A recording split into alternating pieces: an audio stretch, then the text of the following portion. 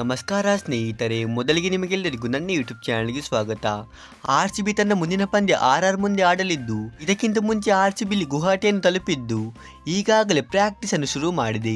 ಹೌದು, RCB ಈಗಾಗಲೇ ಗುವಾಹಟಿಯಲ್ಲಿ ಭರ್ಜರಿಯಾಗಿ ಪ್ರಾಕ್ಟೀಸ್ ಅನ್ನು ಮಾಡುತ್ತಾ ಇದ್ದು, RCBಯ ಪ್ರಾಕ್ಟೀಸ್ ಅನ್ನು ನೋಡಿ RR ತಂಡದಲ್ಲಿ ಭಯದ ವಾತಾವರಣ ಸೃಷ್ಟಿಯಾಗಿದೆ.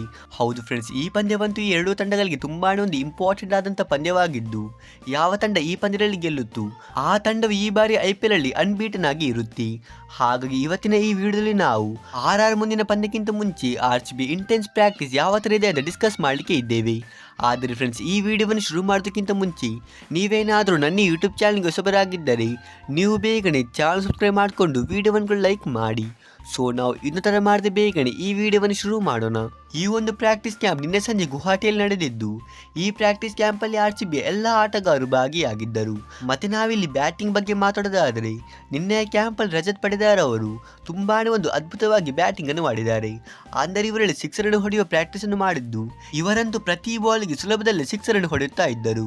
ಇನ್ನೊಂದು ಕಡೆ ವಿರಾಟ್ ಕೊಹ್ಲಿ ಅವರು ಕೂಡ ಬ್ಯಾಟಿಂಗ್ ನ ಪ್ರಾಕ್ಟೀಸ್ ಅನ್ನು ಮಾಡಿದ್ದು, ಇವರು ಕೆಲವು ಹೊಸ ಶಾಟ್ ನ ಪ್ರಾಕ್ಟೀಸ್ ಅನ್ನು ಮಾಡಿದ್ದಾರೆ. ಅದರಲ್ಲಿ ಇವರ ನೋ ಲುಕ್ ಶಾಟ್ ಅಂತೂ ಇತ್ತೀಚೆಗೆ ಇಂಟರ್ನೆಟ್ ಅಲ್ಲಿ ತುಂಬಾನೇ ವೈರಲ್ ಆಗ್ತಾ ಉಂಟು. ಇನ್ನೊಂದು ಕಡೆ Krunal Pandya, Tim David, Jacob Bethell ಮತ್ತು ದೇವದತ್ ಪಡಿಕ್ಕಲ್ ಅವರು ಕೂಡ ನಿನ್ನೆ ಪ್ರಾಕ್ಟೀಸ್ ಕ್ಯಾಂಪ್ ಅಲ್ಲಿ ತುಂಬಾನೇ ಒಂದು ಉತ್ತಮವಾಗಿ ಬ್ಯಾಟಿಂಗ್ ಅನ್ನು ಮಾಡಿದ್ದು, ಇದು ಅಂತೂ ನಮ್ಮ RCB ಅಭಿಮಾನಿಗಳಿಗೆ ಗ್ರೀನ್ ಸಿಗ್ನಲ್ ಆಗಿದೆ.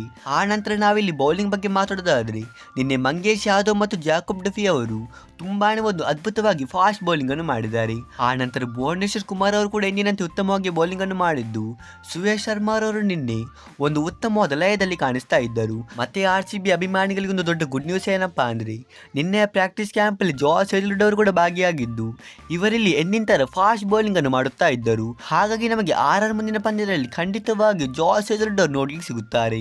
ಸೊ ಇವರು ಕೂಡ ಏನಾದರೂ ಪ್ಲೇಯಿಂಗ್ 11ಗೆ ಬಂದರೆ ನಮ್ಮ ಮೂವರು ದಿಗ್ಗಜ ಫಾಸ್ಟ್ ಬೌಲರ್ಸ್ ಗಳು RR ನ ಬ್ಯಾಟರ್ಸ್ ಗಳಿಗೆ ನೈಟ್ ಮೇರ್ ಆಗೋದ್ರಲ್ಲಿ ಯಾವುದೇ ಡೌಟ್ ಇಲ್ಲ. ಸೊ ನಿಮಗೇನಿಸುತ್ತೆ, RR ಮುಂದೆ ಜಾಸ್ ಹೇಜಲ್ವುಡ್ ಅವರು ಆಡಬಹುದಾ? ನೀವು ನನಗೆ ಇಲ್ಲಿ ಕಾಮೆಂಟ್ ಬಾಕ್ಸ್ ಅಲ್ಲಿ ತಿಳಿಸಿ. ಹಾಗಾದ್ರೆ ಫ್ರೆಂಡ್ಸ್, ಈ ವಿಡಿಯೋದಲ್ಲಿ ಇಷ್ಟೇನೋ, ಸಿಗೋಣ ಹೀಗಿನ ಮುಂದಿನ ಇಂಟ್ರೆಸ್ಟಿಂಗ್ ವಿಡಿಯೋದಲ್ಲಿ. ಅಷ್ಟರವರೆಗೆ ಬೈ ಬಾಯ್.